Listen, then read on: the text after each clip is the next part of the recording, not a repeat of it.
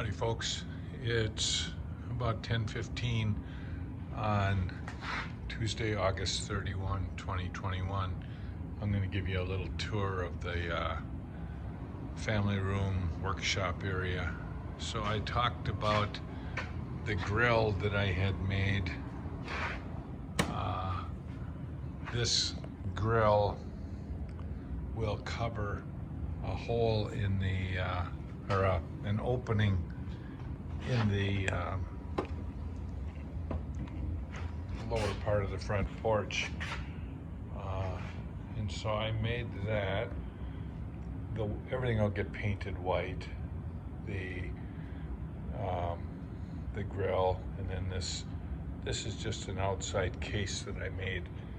The unpainted is can be taken in or out. So Linda will prime the unpainted portion, and then we have to get some more paint, and then she'll paint everything white, and that'll go down in the below the porch. But this took me several days to make because I was, like I said in the blog, I was trying to angle it to go like in a diamond shape. Some of the other things that we're doing down here, of course, a couple weeks ago, you know, this is fill-in work for me, but these are door tops. These are going to be spindles for around the top of the stairs. The long ones here, this long stack right here, that's door frames. This is window frames. Over here, my desk area, I am going to move over on that wall. I had put up the drywall, and when I did it, I had to put OSB behind it because that wall really supports the entire upstairs of the house. So I put OSB on, and then I put drywall, and all of the outlets that you see there had to be the kind of outlet that you can adjust the depth of it. And here's how it works. This is just for a single box, but you see it's got this thing here, and you see there's a screw, and so it'll let this obviously gets attached to the stud, and you can make the box go in and out. It's pretty slick. You may be wondering why I have these outlets up higher than the ones down below. My desk, when it gets over here, the desk part will sit out here. The credenza will go back here.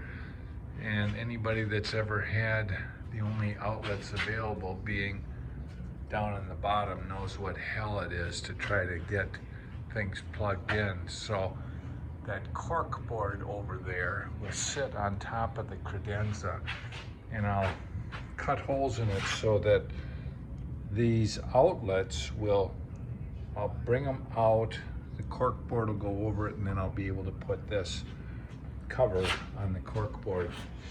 So that's why these are higher. I got that idea from my brother, whose house has that.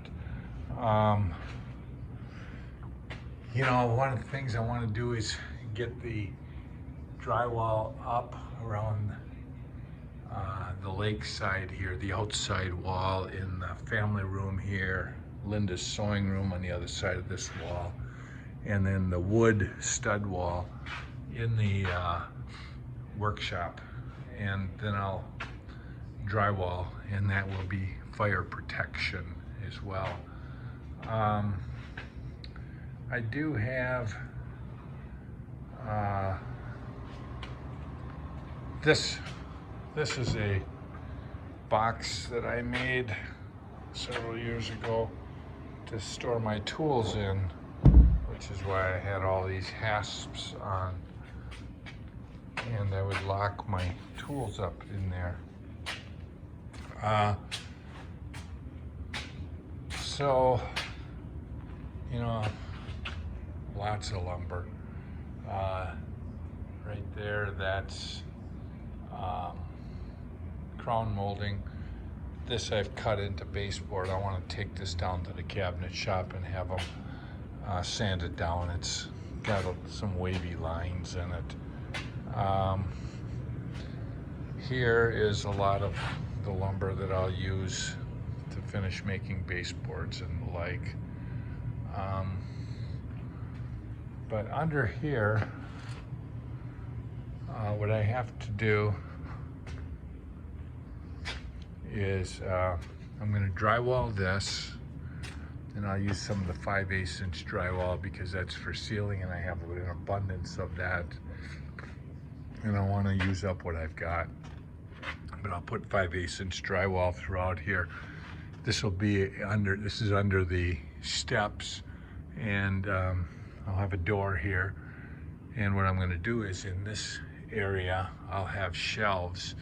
Things I'll put back there are like folding camp chairs or yard chairs.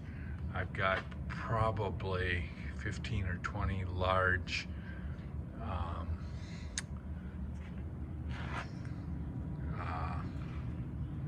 tarps. I'll put those in there. You know, things that I don't access much that are big and bulky. In here, what I've been working on is, you can see, this is a green treated board. You can see, for instance, there, what that is that's varnish. I would use these outside and lay the stuff I'm going to varnish across the top of it. And they were like my drying racks. On the weekends, I do a lot of the planing that I'm going to have. And so I planed down a bunch of green treated, and what I'm going to do with it is I'm going to take these 2x2s and I'm going to attach them to the 2x4. Give you somewhat of an idea here. And so then what I'll do with that is I'll attach that to the outside of the beam on the deck, and then the Linda's vines that are growing up from the trellis will be able to get up as high as that beam, and then I'll build another trellis that will sit on top of these 2x2s, and it'll come across, if it gets that long, and rest on the pergola. So that's what I'm doing with that type of stuff right now. This is old siding. This is a piece of cedar, like that blue board. And what I did is these will be balusters or spindles for the front deck. It'll get painted and trimmed out. You know, that's how I've used these old siding boards that came off of the house that we tore down. Let me see, I've worked on that. These boards here, this is what they call dunnage. And all that is that's a board that the lumber sits on when it's delivered. I don't throw them away. I've always figured there's a use for them, and my use is going to be, I'm going to use them when I fill out the pillars on the front porch. So that's all I'm going to show you for today. Thanks for following our progress.